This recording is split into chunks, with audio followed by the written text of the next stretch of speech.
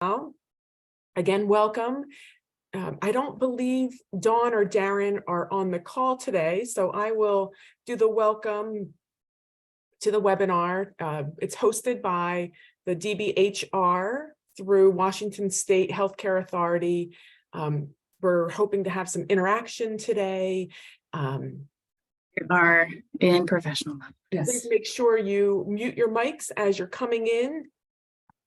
That would be helpful. As I mentioned, the slides and the link to the recording will be sent to you after today's session. So we're going to get started. Today's discussion is around preparing for initial interactions and introductions with employers. So we're going to talk about the importance of introducing yourself in a business-like fashion to employers.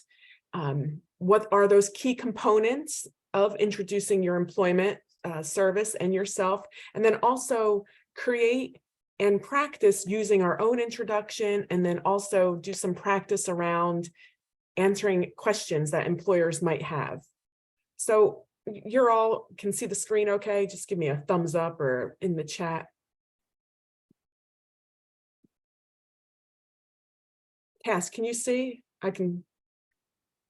You're good? Okay, perfect, thank you. Trying a different way of getting in. So we are going to get started. Let's see, I have something here in the chat. Okay, perfect, thank you. So yes, please use the chat throughout or unmute your mic if you want to discuss anything, but we're going to get started here. So our first discussion is around job development. So how would you define job development? So thinking about how you were trained or your impressions of what job development is, how would you define job development? You can use the chat or unmute your mic.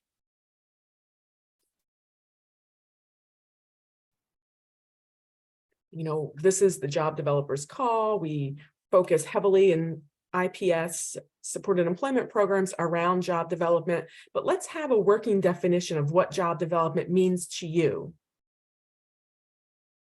Excuse me, I will come in. My name is Jamie. I'm with Coastal Community Action. Hi, Jamie, and welcome. Hi there. Thank you.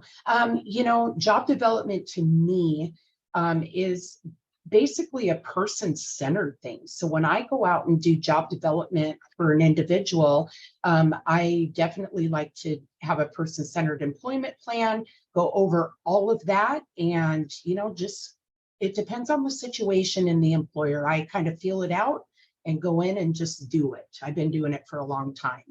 So okay. Thank you. So I heard person-centered. So targeting employers, reaching out to employers based on preferences and goals of job seekers that you're working with. So reaching out to employers who have positions that individuals you're working with want and are interested in pursuing. So that's one key to the definition. Absolutely. It looks like we have two things in the chat. Thank you, Jamie, for sharing that. Cass mentions identify the needs of the business and find where they align with the client's capabilities, wants, and needs. Absolutely. So just to kind of reinforce what Jamie said, Cass is building on that, looking at the job in terms of whether it's going to be a good job match. What are those characteristics of the job that match the client's interests, skills, values, and preferences?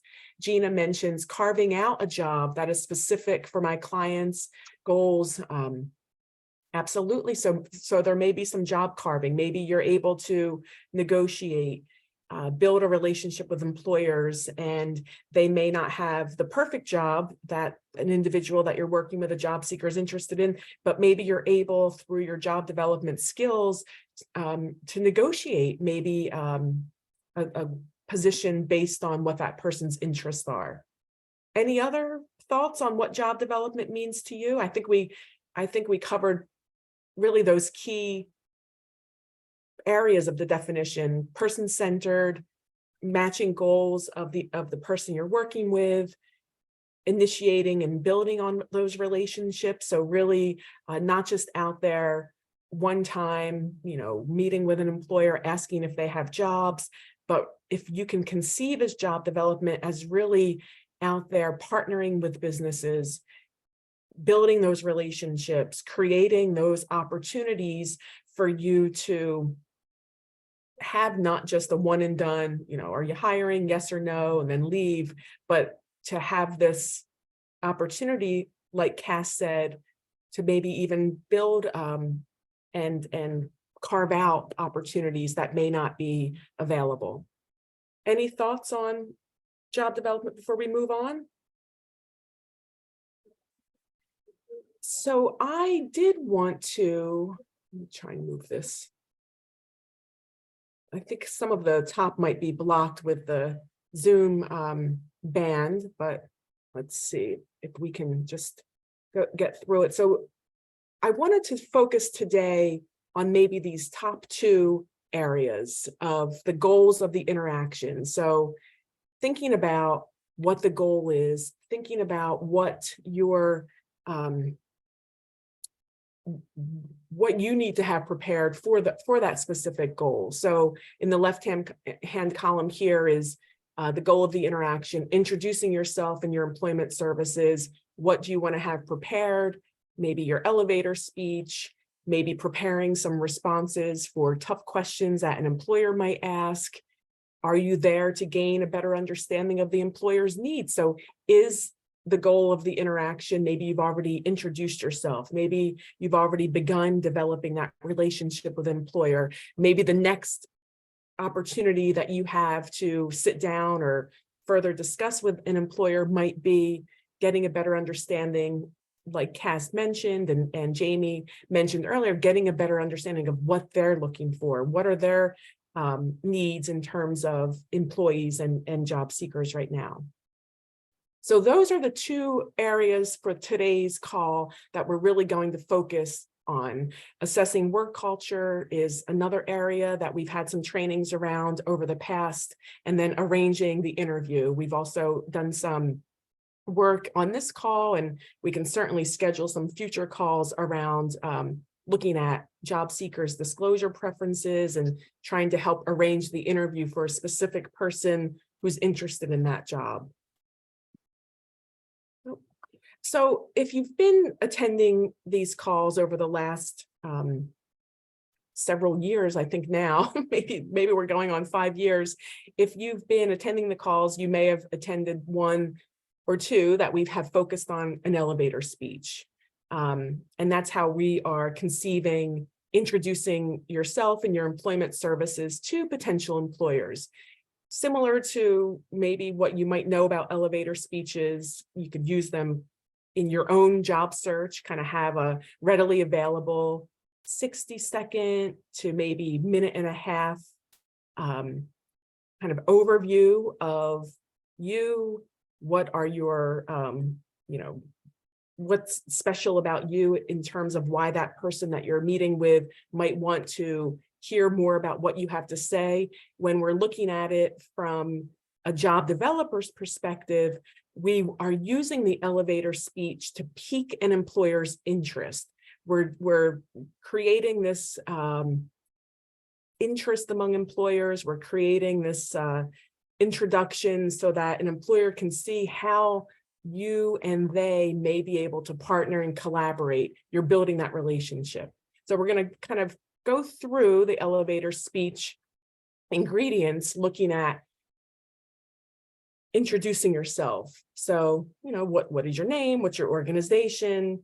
Identifying a problem or a concern that the employer might have. So, what is it in your area or your community that you've been kind of researching about employers and getting a better understanding of what those concerns might be? This is where maybe some online research prior, or even in your kind of out there networking with employers, building those relationships, getting an understanding of what some of those problems and concerns are right now. Identify how you and your employment service can help address that problem. What can you do to help solve a problem that the employer might have?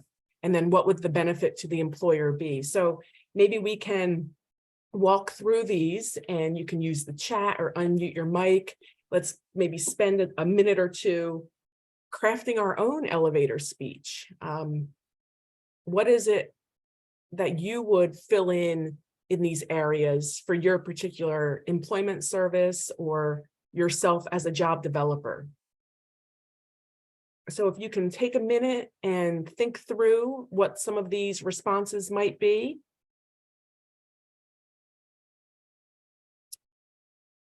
We've spent lots of time in previous calls creating an elevator speech, working on it. So I don't want to spend the considerable amount of time on this because I know we've addressed this in previous calls, but I do want to review it for those who haven't been able to attend those past calls, and also spend a little bit of time and have you actually leave the call today with a framework of how to introduce yourself using an elevator speech to an employer. So think about what common problems or concerns employers might have, or specific problems and concerns that employers in your community might have. What's happening now? What are some challenges that employers might be facing, and how can you as a job developer help them solve this problem? And ultimately, what would be the benefit to the employer? Because remember, when we're out there introducing ourselves, our employment services, we really want to stay away from, asking about, are you hiring? When you go into an employer and you're immediately just asking about jobs and whether they're hiring, the employer can say either yes or no. Oftentimes when they say yes, it's fill out the online application. When you are coming at it from this developing relationships perspective, it really does encourage the employer to want to hear more about what you have to say. All right, we have something here in the chat. Amanda, I'm going to read it out if that's okay, unless you want to read it. So I'll give you a few seconds to respond. If you want to read it out yourself, feel free. If you'd like me to do that, I will gladly share with the group. Okay, so Amanda is writing in the chat. I'm going to read it out. This is her elevator speech or elevator pitch. Hi, my name is Amanda. I work at Stockholm. I support individuals to find and maintain employment in the community. I match employers with eligible candidates. I'd like to take a moment to review our program with you, also discuss candidates are pre-screened, discuss work opportunity tax credit or federal bonding as appropriate. So adding in some of the benefits to the employer that may be appropriate for that particular community or group of individuals that you're working with. So yes, if there are different federal bonding or other tax credit opportunities available, maybe you want to, but I love if we can kind of, if that's okay for us to pick through this a bit. You're identifying that you're supporting individuals to find and maintain employment. You're matching individuals, eligible candidates. So presumably candidates who you have done some kind of interest and assessments and skills work to better understand what their skills, abilities, interests are, and they are matching what the employers are looking for. You've done some work with employers, the pre-screening, absolutely. So you're touching on many of those ingredients. You're identifying the problem. Well, I don't quite see the problem that you're identifying, and that's okay. So you might want to think about what some of those ways that you're solving the problem, what is the actual problem that you're solving. Is someone unmuted? Would you like to read your elevator speech? Because we have some others in the chat here we can review as well. So I'll read a couple more here in the chat. Tina is mentioning keeping employees high turnover or finding people that don't have drug problems, some of the problems in the area. So maybe some of those are some concerns or challenges that employers might have. I love this idea of keeping employees, job retention. If there are high turnover areas that you're kind of marketing based on job seekers' goals and interests, that might be a concern. Amanda, I love it. Are you having a hard time retaining new staff? Absolutely. I think that's the problem that you're identifying, and you're able to articulate that to the employer and piquing their interest. Oh, this person's coming to me, not asking me if I have jobs or, what I can do for them. This job developer, this employment staffing service specialist is coming to me with some ideas about how they can solve a problem I might have. Lance, thank you for jumping in here. I know you've gone to a couple of different calls over the last few years on this topic. So Lance is saying, hi, my name is Lance. I'm a job developer with CVAB, and I'm visiting local employers to see how our services might benefit your staffing needs. I'd like the opportunity to sit down with you for about 5 or 15 minutes to learn more about the different positions you typically hire for and what kind of people you're seeking for your team. When would be a good time to meet? I love it. So you're kind of using this opportunity a little differently. You're asking, you're subtly suggesting that the problem the employer might have is staffing services or others in your role not taking that time to sit with and better understand what their needs are. You're offering that. You're offering a time frame where you can sit with them and get a better understanding of what it is they're looking for. Thank you, Cass, for a great suggestion. So take some time. Maybe this could be a good team building activity with others that you're working with, either in your organization or if you have a network of other job developers, even people within this call that you want to kind of, to use Cass's word, workshop this with and role play with people, just to kind of have it flow very, very smoothly, and try different ways to approach employers with this. But I think many of what your responses include variations of this formula or the ingredients. So I might say something like, prior to working here and even early on in this position, we worked with individuals, job seekers, and I would go out into the community, and we went under II staffing. We're the Integrated Employment Institute. We modified our name a bit. We, got permission from our administration and so on to do that. So we would go and introduce ourselves. Hi, my name is Joni Dolce. I work with IEI staffing. Finding employees is challenging at the moment. I can provide qualified candidates to match what your needs are, and that could save you time and money in the long run. So very short and sweet. I might massage it a little bit and role play it with some of my colleagues, and depending on who the employer is, it might sound a little bit different, but you get the idea that you're kind of letting the employer know that you're wanting that, you're addressing their needs.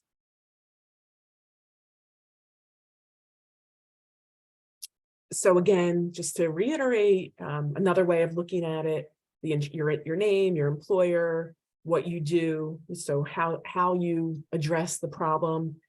And many of you mentioned you pre-screen or meet and assess job seekers to make sure that it's going to be a good match. You also meet with employers, like Lance mentioned, to see if what their needs are, so that you can ensure, or at least ensure more than maybe someone who doesn't have your role, and to really focus on the job match. You can ensure that job match, or you can work really, really hard to make the good job match. And then the purpose of the visit, you're ultimately wanting to partner with businesses in the community. You want to save them time in their recruitment process. You have a pool of candidates who may be good job matches. So these 3 questions here, I just want to pose so that we can think about how to prepare. How do you prepare for this initial introduction? What do you provide? What do you prepare? What do you bring with you? Even just concretely, how do you prepare for this kind of initial, whether it's a phone call, whether it's in person, whether it's maybe you're connected with the Chamber of Commerce or other employer associations, and you're meeting with them out in the community, maybe at the business function or chamber breakfast, whatever it might be. What to prepare, or how to prepare for this? Jamie, did you want to say something? I see that you're off mute. Oh, I apologize. I didn't mean to. I'm just listening a lot. So I'm so sorry. Anyone want to describe how they prepare? You can use the chat or just unmute your mic. Okay, looks like we have something here in the chat. Tina, business cards, maybe an idea of what participants you have in mind. Yes, so absolutely. So having your business cards, having an idea of what person, job seeker you're working with might be a good fit. Jessica says doing research of the company. And what type of research would be helpful? What would you want to know about the company?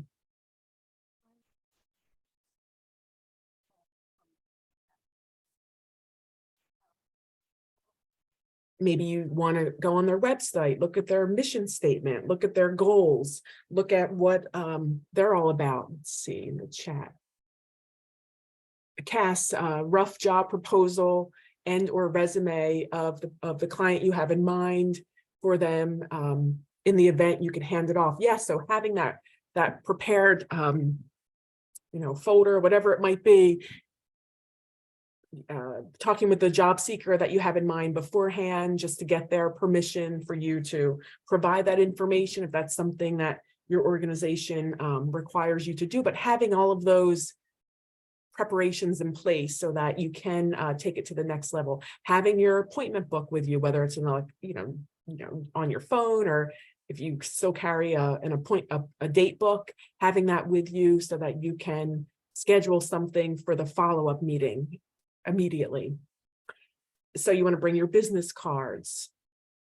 And if you have any sorts of brochures or other flyers, Tina mentions having a flyer or paper explaining more about what you do. Yes, so maybe having a one-pager, one brief overview about what it is that you do that you can leave.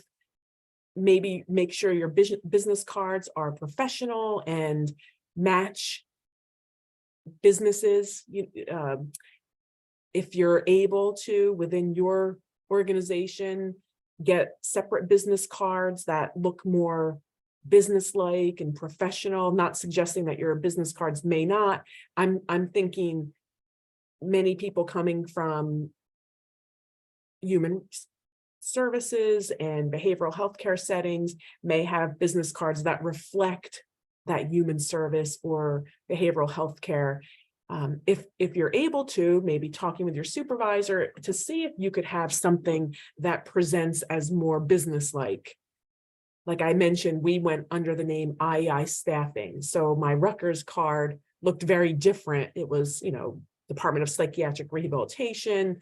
My card that I would use for marketing purposes out in the community with employers had nothing related to psychiatric rehabilitation. It was, kind of like a pyramid shape, there was like an image that was very benign, but more along the lines of a business and professional image, like a little, pyramid or something, colors that were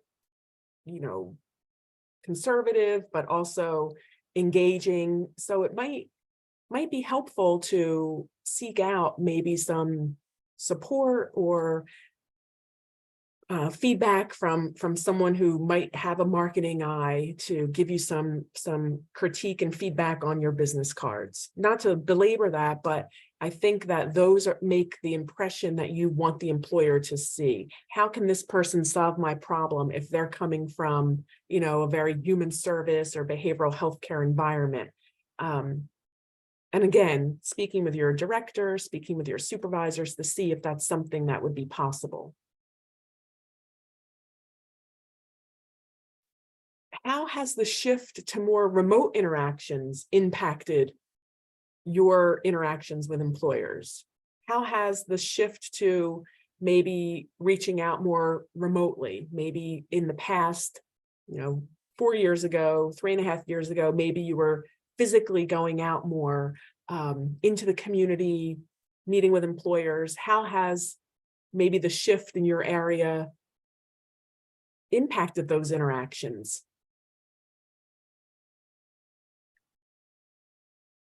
And what might you need to adjust with your style or way of communicating or interacting with employers? So how has the shift to more remote interactions impacted your outreach or meetings with employers?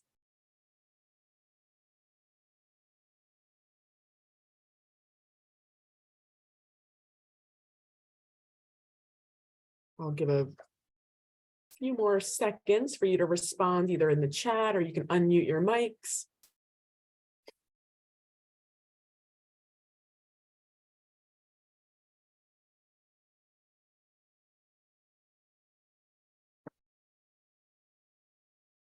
Give it another 10 seconds or so if people are writing.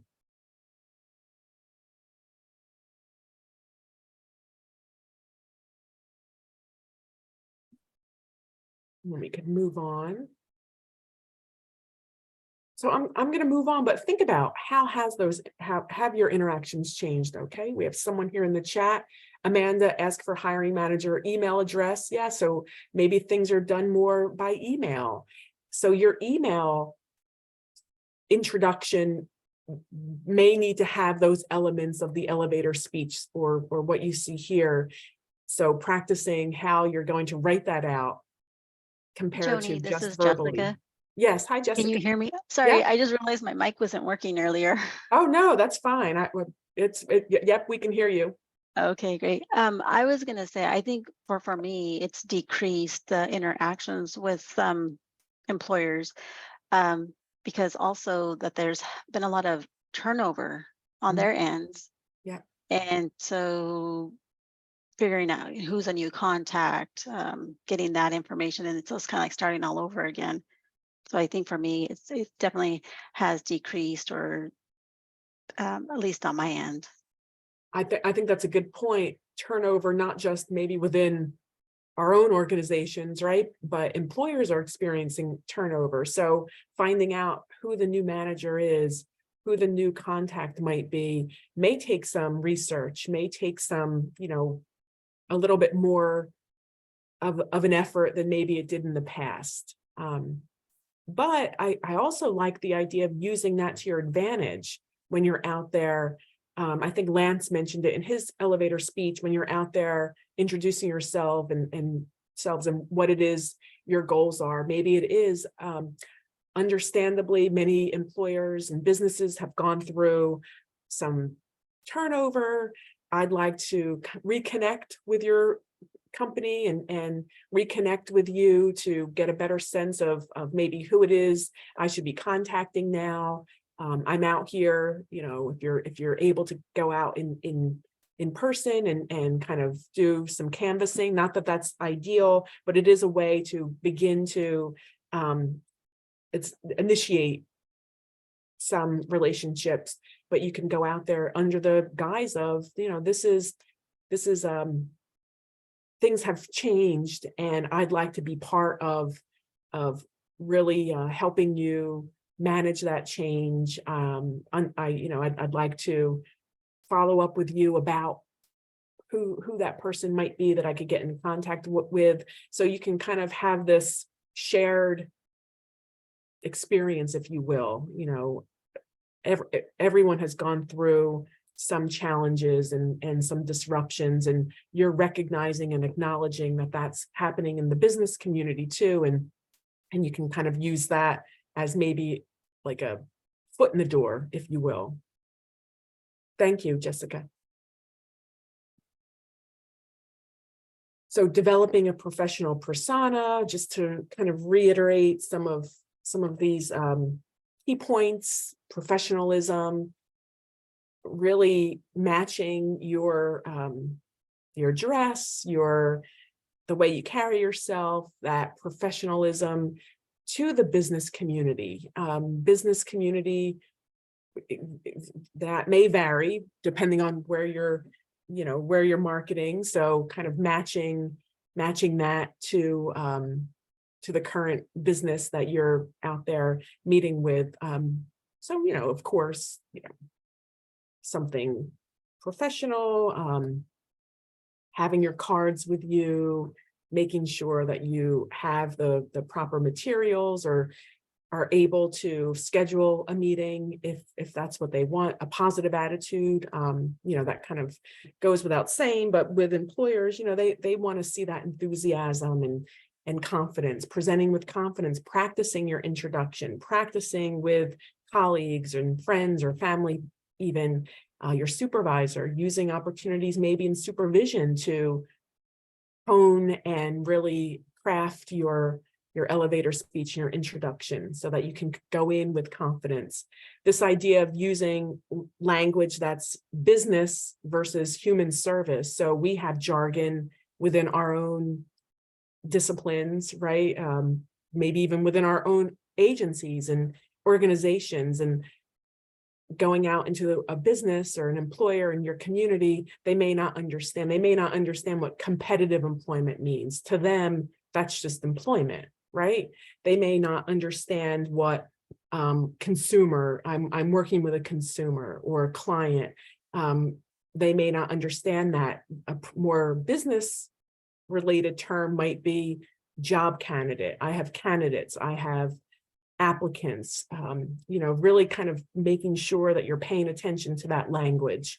And then, of course, respecting the employer's time. Like Lance in his elevator speech earlier, giving a specific time, a very manageable time, 15 minutes. So respecting their time. That's why being prepared for every interaction is so important, because that preparation will be conveyed to the employer that you are respecting them, you're respecting their time, you're not just unprepared for that interaction. So have you ever encountered a tough question that an employer might have?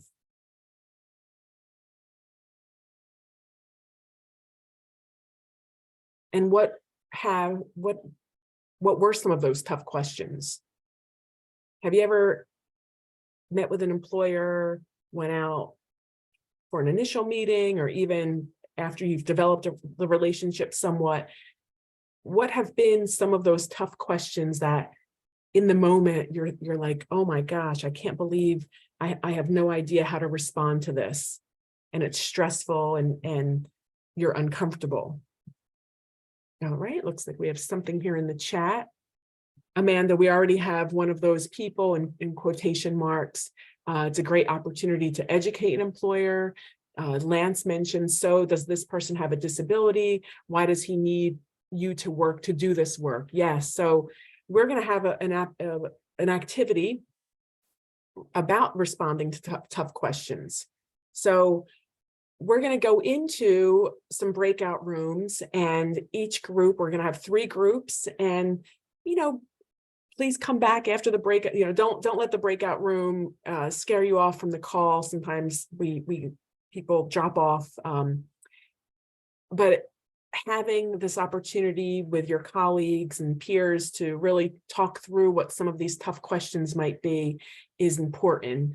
I'm going to ask that so we'll have 3 groups. We already lost someone on the call, but so please, we're not going to be in there long, but it is going to be a chance to talk through some of those tough questions. So I'm going to, in the chat, send the groups along. I don't know.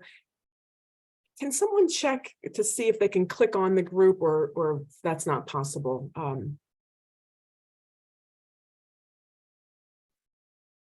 Jessica, are you able I'm to click? cleaning. Yeah, I'm clicking on it, but nothing's Okay. happening. Oh, okay. So how about in the chat here? Oh, in the chat. Can chat Oh, screen? Can you click into any of those? no. No. All right. So let me you know what, since we're losing some people because of the yes, I haven't created the breakout rooms yet. Thank you, Amanda. Since we're losing some people because of the breakout rooms, let's do this as a group, and then we have another opportunity to do something shared. So we'll do this as a group. So I'm going to click on this tough questions, and Jessica, you're able to see the tough questions in the Google Doc? Yes. Okay, so we're going to work together as a larger group to answer some of these questions.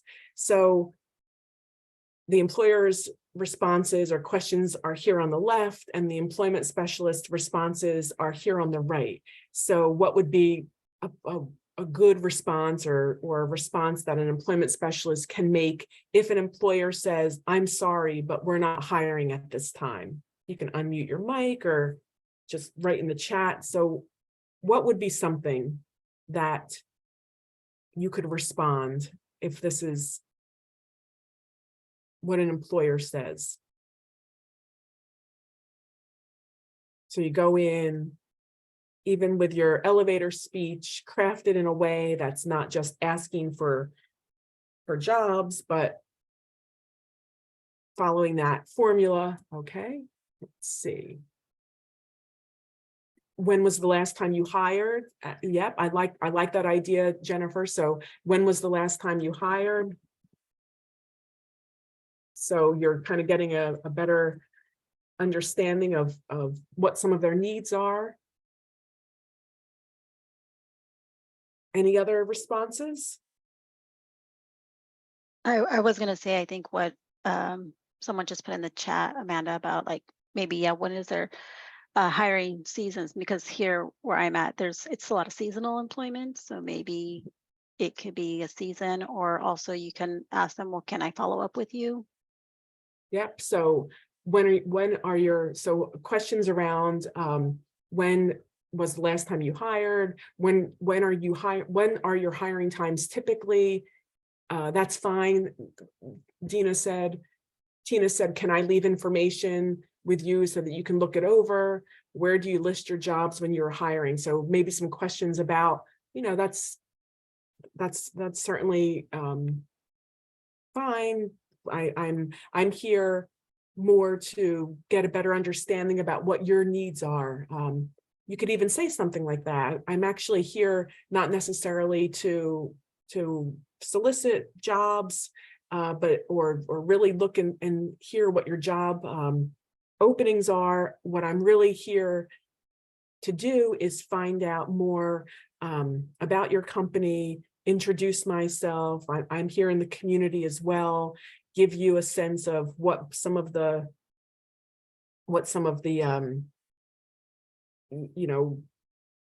problems I could help solve, what some of the candidates are that I support. And if now's not a good time, we can schedule something for maybe next week or over the next couple of weeks to really sit and talk about what some of your hiring needs might be, or what some of the what it is you look for in candidates. Chelsea, this is a great time to get to know what we do so that when you are ready, we can coordinate. Absolutely. Brooke, that's okay. I'm not here to place someone today. Part of my job as an employment specialist is to build relationships with employers, to learn more about the positions that become available and some of your needs as a business. Would you be able open to sitting for a 15-minute meeting next week? Absolutely. So you're taking the pressure off the employer, right? So the way Brooke is responding, that's okay. I'm not here to place someone today. Part of my job as an employment specialist is to build relationships with employers such as yourself here in the community, and to learn about positions that might become available, and what some of your needs are as a business. So again, focusing on their needs and what they need. Perfect. And I have a kind of a cheat sheet back in the presentation that we'll review after we kind of brainstorm some of these. The hiring manager isn't available to speak with you. So say you are met with the receptionist and they say, I'm sorry, the hiring manager isn't available to speak with you. What would your response be?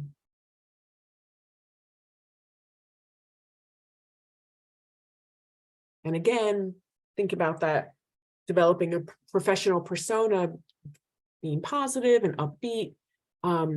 When would be a good time to reach out to them? Yep, Jennifer. When would be a good time to reach out to them? May I have their name and contact information so that I can send them an email? What's the best way to get in touch with the hiring manager?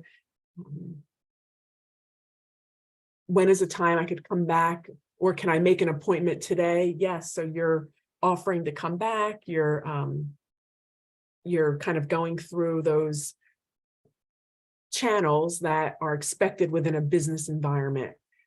Do they have an email I could connect with them through so that I can set up a time that works with them? Yes. Yep. What is their email? I'd like to follow up with them.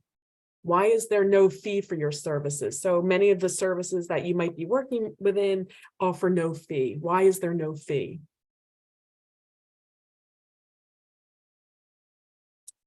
So that might be something employers might want to know.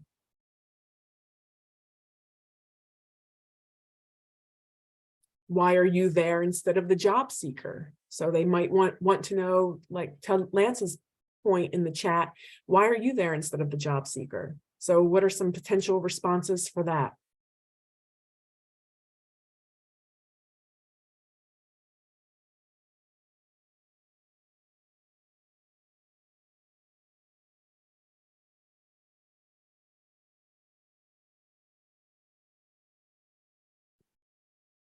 Okay, let's see. We are there to learn more about your business, so we may be able to direct the appropriate people your way so that no one is wasting your time.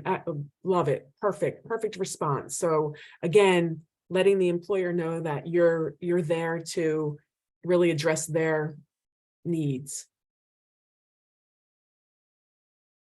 And what if people say, I've had some bad experiences with services like yours, similar to what someone mentioned in the chat? How might you respond in that case?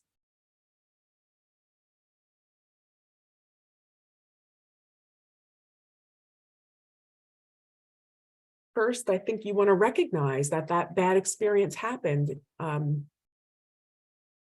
sorry you had a bad experience. Not all services are the same. Acknowledge that their bad experience happened. I can understand why you might be reluctant to talk with me, kind of empathize with them. I'm sorry to hear that. Could you tell me more about your concerns? So yes, you want to hear more, asking a nice open-ended question about that.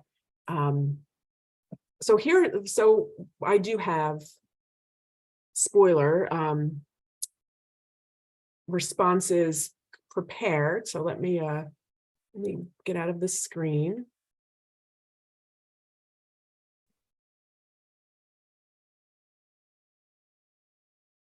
And head back to our PowerPoint.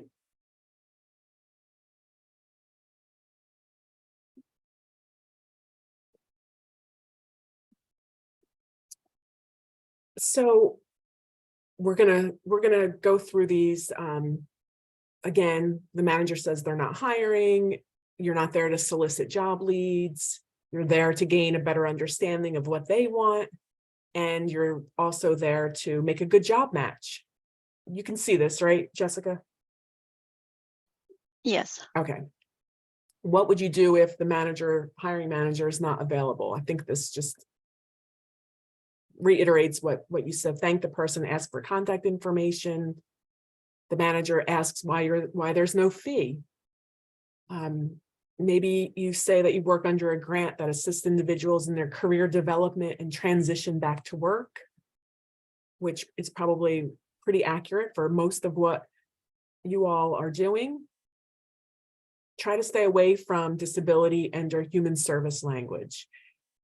Certainly not to say that it's something that the person should feel in any way badly about, but a first impression with an employer and your first introduction, or even, second or third, if you're developing that relationship, the employer may not have an understanding of mental health or other mental health conditions, and it may discourage them from wanting to talk with individuals that you're working with. So, again, talking with the person about their disclosure or their managing personal information decision. So how much the job seeker is interested in wanting you to say as an employment specialist is going to be key before you start discussing a specific person. Why are you there instead of the job seeker? Responding in a way that many of you had already just described, meeting with local employers to get an idea of what they look for in job candidates so that you can make a good job match. They've had bad past experiences, acknowledge the employer's experience, and like many of you mentioned, maybe ask, what are some of those concerns? So here's a little cheat sheet for some of those questions that provides a little bit more detail that you can, even if you wanted to print this off, keep it with you, practice with your colleagues and supervisor how you might respond. But these are really the questions that we just reviewed with a little bit more meat and detail to them. So the second part of that grid that we looked at in the beginning about the different types of interactions with employers. The first one is to introduce yourself and your employment services.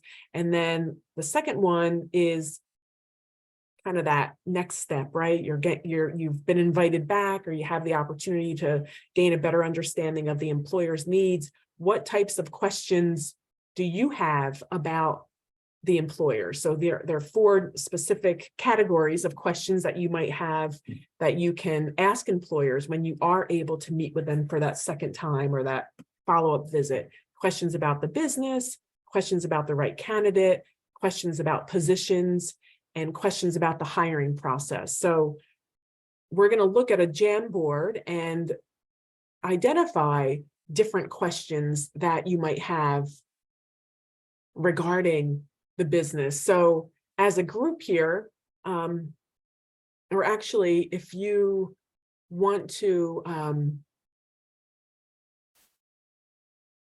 I'm going to put it in the chat and you can contribute to the Jamboard. So you can click on the link that I just sent in the chat. And so is everyone able to click onto that? Okay, it looks like people are joining. So we'll talk about it, but also add your own. What questions do you maybe have about the business? So you can go here to on my screen, it's the left, and hit the sticky note, and you can identify what are some of the questions that you have about the business. So what might a question be that you could ask an employer about the business? I have some notes here I'm referring to as well. So you can type in, okay, it looks like we have someone, what are your goals for the business? Yes. And if at all possible, you can use that information when you're meeting with the person to kind of address that, how can I solve your problem ingredient of the elevator speech, and match what how you might be able to solve that problem with what their goals might be. So what are the goals for your business? I think people mentioned earlier, is there a time that you are typically hiring? What sets your company apart from others? How would you describe your training style? Love it. Yes. Really talking about the business. What sets your company apart from others? Maybe questions about the culture. So questions regarding the company culture. What's the leadership style here? What are some of the communication methods? How really getting a sense of the culture. Are people typically working hybrid? Are they fully remote? Are they in person, in the office building? So things around that. How has the pandemic altered your way of business and the way that you work? So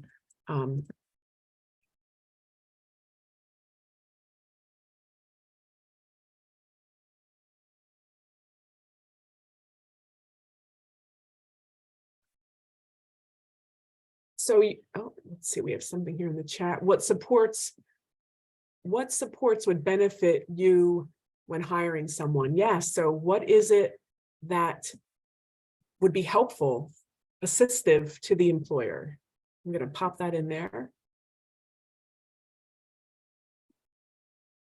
Thank you, Lance. And then what about questions about the right candidate? What about questions about the candidate? So remember, you've developed the relation, you're developing that relationship, you're in there meeting with the person, whether it's in person or on by phone or however that meeting is, but now you're at the point where you're getting a better sense of what their needs are. So what might be some questions about the right candidate? And you'll all have access to this, and then I'll also add some additional pieces that if we don't cover all of the questions. So I love this. What are the qualifications for the position? Lance mentioned something in the chat about, this is great too. What skills are missing? Okay, we're getting a ton now.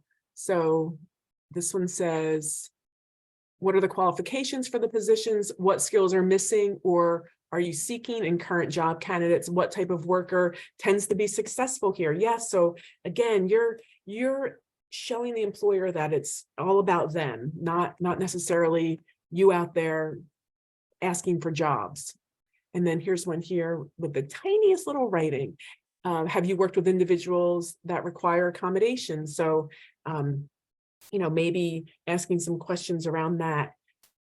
And again, try if at all possible to use open-ended questions. So questions that aren't just a yes or no response, aren't just a short one answer response, but questions that really generate some discussion on the employer's part.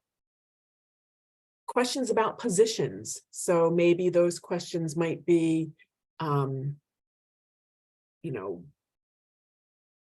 is driving necessary, or what types of skills are needed for this particular position? So what are some other questions about the positions that you might want to have prepared?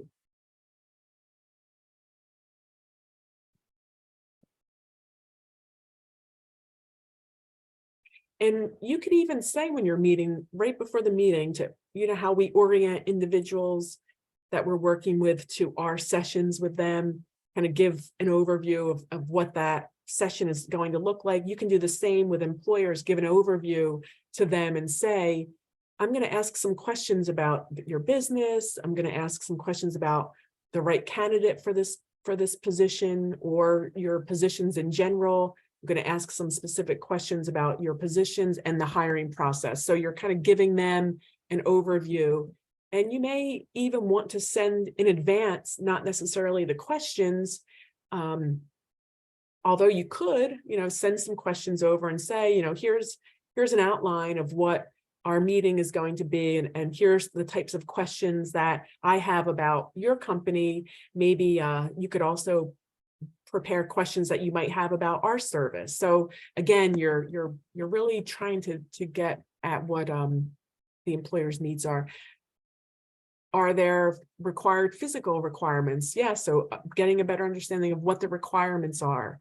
Where are job postings and job descriptions held?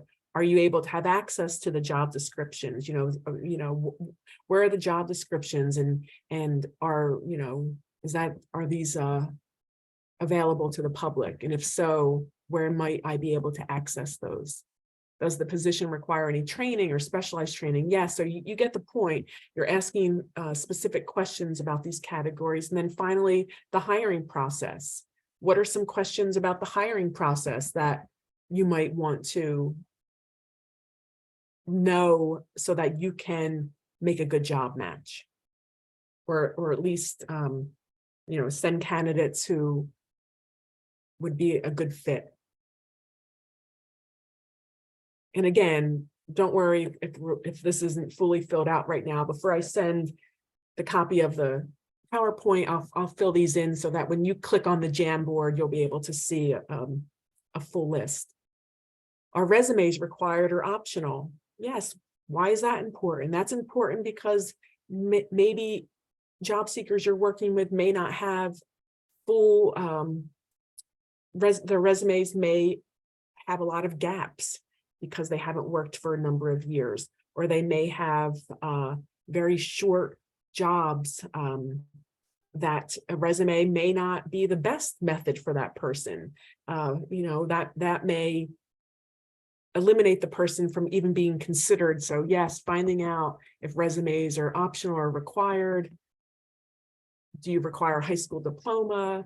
Maybe also asking questions about online applications and whether or not there are paper applications available, or if it's just an online application process. But again, I'll send this with a more complete view, but I think this is a good start, and I think you're all thinking really effectively about how to get this information.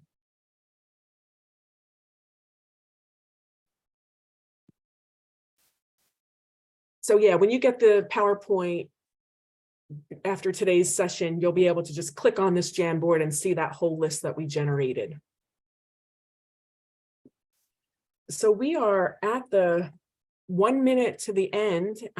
So I just wanted to summarize. We talked about creating your introduction in a very professional, business-like way, what you would want to include. We also talked about answering those tough questions that employers might pose, that having that preparation beforehand will really give you a good way to respond, whether that's preparing, role-playing with your supervisors, role-playing with colleagues, role-playing with family and friends, or even going out if you're able to, together with someone on your team, and giving each other feedback, agreeing beforehand, what type of feedback would be most beneficial, so you can kind of get a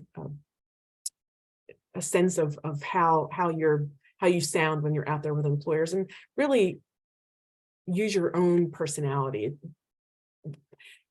Don't try to have it be so formal that you lose some of your own personality with it. So any questions or comments? And again, I'm going to put mine, as I've done in the past, encourage you to get in touch with me by email if you have any additional questions. I will gladly respond. We could even, schedule a time to meet and follow up if that's something. Here are some of our references, and my email is here. I also put it in the chat. So thank you, everyone. And I know that Dawn and Darren like that I close it out by just letting you know that this was brought to you by, hosted by the DBHR through the Washington Healthcare Authority, reminding you that the slides and the link to the recording will be sent out after the session. And if you have any questions, or if you would like more information about becoming an FCS provider, please call the number here on the screen. So we will see everyone next month, same time, same place. I hope you enjoy these beginning spring days. Bye now.